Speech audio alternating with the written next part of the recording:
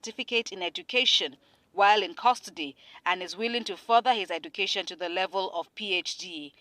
The federal government gave him opportunity to reform and re-educate himself. They gave him scholarship at a maximum security prison, Krike. He took the scholarship. The outcome of the scholarship is that today he has NECO, he has NCE, merit. That is almost distinction.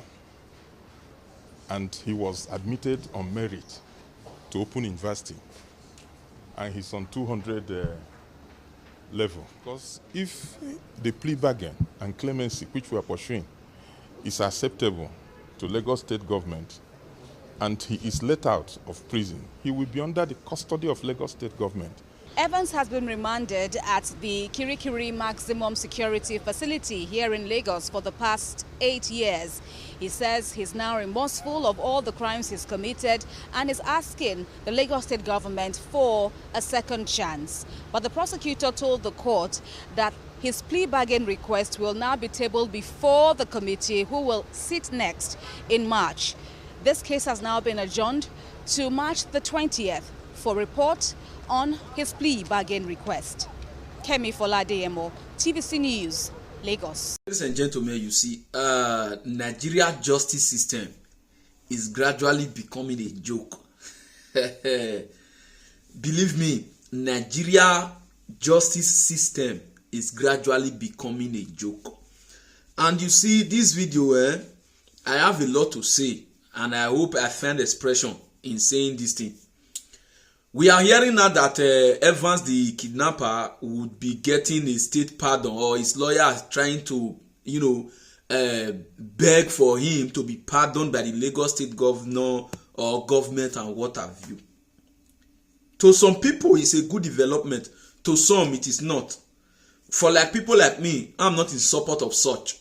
But again, when we look at it from the perspective of the Nigeria that we are now living in today, why won't Evans be given a pardon?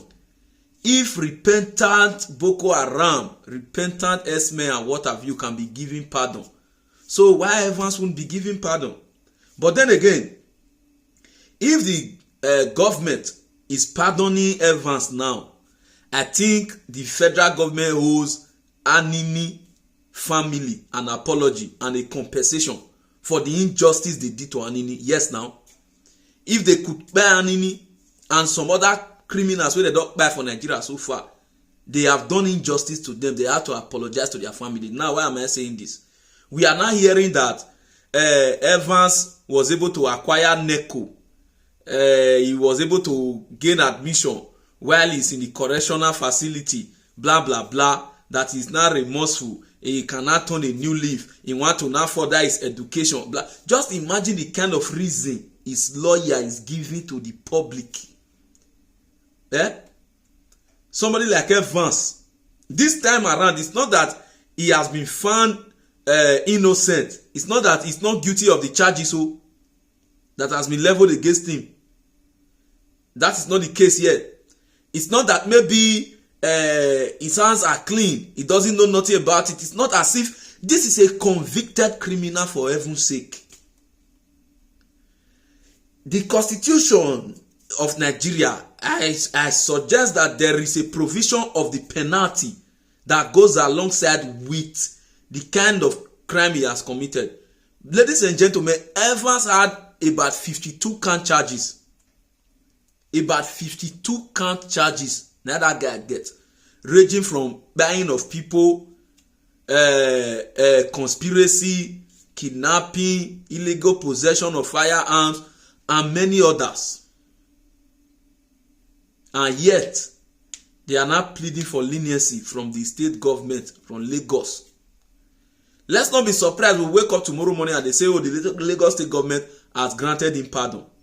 But again, let's not also forget to understand that this thing is an unusual thing in Nigeria. There are people who are in power. People they with their power, with their hand they inside this matter.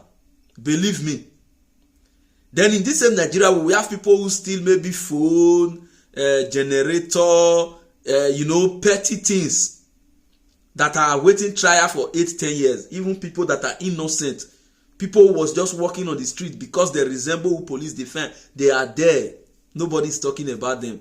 But Evans the kidnapper, a renowned kidnapper, somebody where kidnapper can't replace his own name.